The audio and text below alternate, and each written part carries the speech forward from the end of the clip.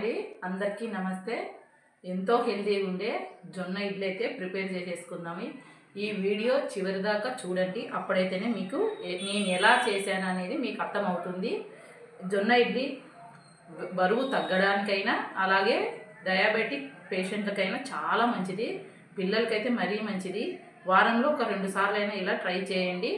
ఇంకా ఈ జొన్న ఇడ్లీ ఎలా చేశాను అనేది వీడియోలోకి వెళ్ళి చూసేద్దామా.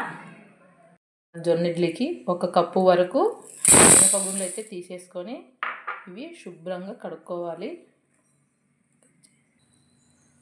1 కప్పు మినపప్పు అయితే కడిగి నానబెట్టేసుకోవాలి.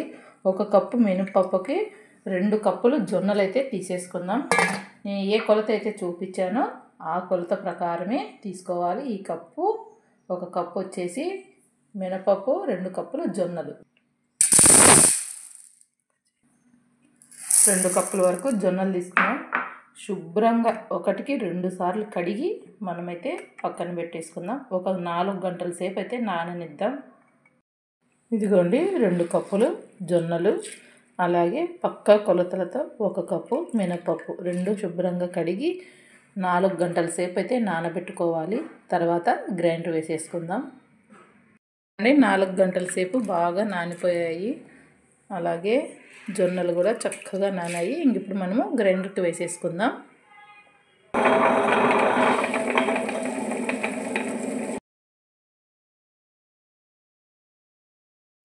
ఇలా చాలా సాఫ్ట్గా అయితే రుబ్బుకోవాలి. చాలా మెత్తగా ఉంటేనే మన జొన్న ఇడ్లీలు పర్ఫెక్ట్గా వస్తాయండి.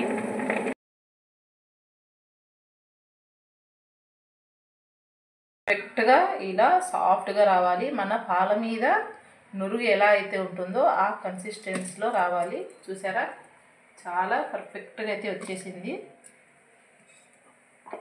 చూసారా అండి, నాకు 1 కప్పుకి ఇంత మినప్పిండి అయితే వచ్చేసింది. ఇప్పుడు ఇంకా జొన్నలు కూడా వేసేసుకుందాం.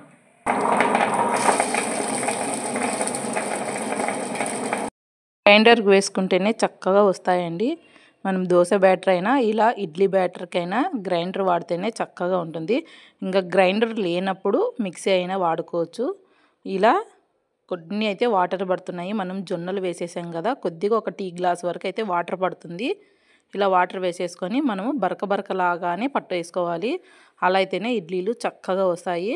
చూసారా, ఇట్లా బరక నూకులాగా ఉండాలి. మన సేమ్ ఇడ్లీ బ్యాటర్ ఎలా ఉంటుందో అలాగే ఉండాలండి. ఇంకా మనము ఇప్పటికైతే సరిపోతుంది, మెదిగింది. ఇంకా మనమైతే తీసేసుకుందాం. ఎంత చక్కగా వచ్చిందో చూసారా, ఇట్లా బరకలాగే ఉండాలండి. చూసారా, ఇట్లా నొక్కి చూపిస్తున్నా నూకలాగా ఉంది. ఇలా వస్తేనే పర్ఫెక్ట్గా వచ్చినట్లు. మన ఇడ్లీలు కూడా చక్కగా ఉంటాయి. ఈ 2 అయితే బాగా కలిపేసుకోవాలి. ఎంత చక్కగా కలుపుకుంటే అంత బాగా పులుస్తుంది ఇది.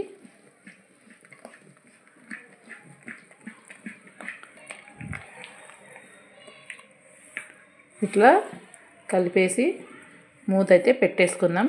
ఓవర్ నైట్ నాననివ్వాలి. అలా అయితేనే పిండి చక్కగా పులుస్తుంది. మూత పెట్టేసుకొని ఇంకా నైట్ అంతా ఇలాగే ఉంచేద్దామండి. పిండి చూడండి ఎంత చక్కగా పులిసిపోయిందో. చూసారా, అసలు ఎంత చక్కగా వచ్చిందో చూడండి. ఇదిగోండి, చూసారా, అయితే వేసేసుకుందాం.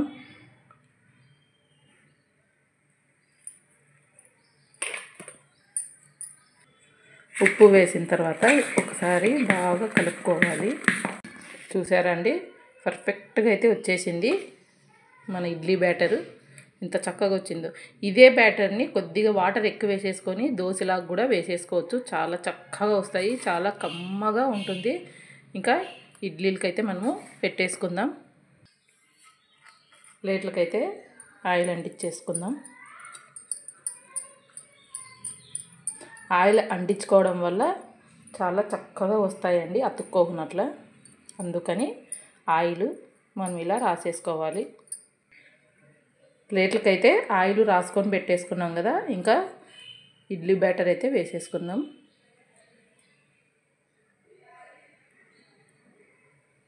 ఇదిగోండి ఇప్పుడు ఇలా వేసేసుకున్నాం కదా, మిగతా ప్లేట్లకు కూడా ఇలాగే వేసేసుకుందాం.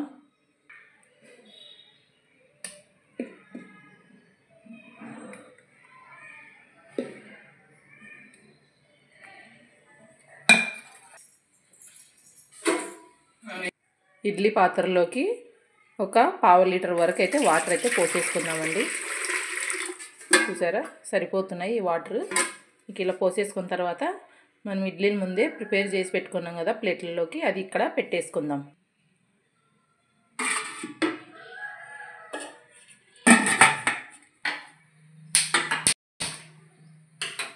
పదిహేను నిమిషాల వరకు అయితే ఉడకనిద్దాం. తర్వాత తీసైతే చూపిస్తాను మీకు. ఇడ్లీ అయితే రెడీ అయిపోయిందండి. స్టవ్ అయితే ఆఫ్ చేసేసుకుందాం.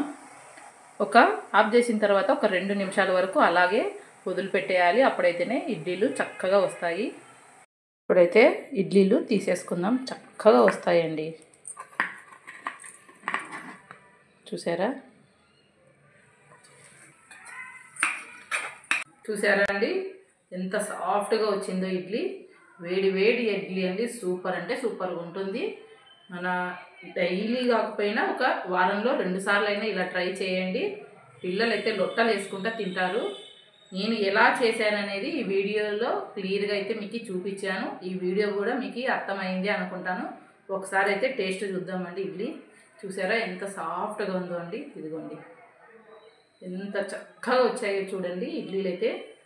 ఒక్కసారి పచ్చళ్ళలోకి అద్దేసుకొని ఇలా కారం పొడి అద్దేసుకొని తింటే అబ్బబ్బా సూపర్గా ఉంటుందండి.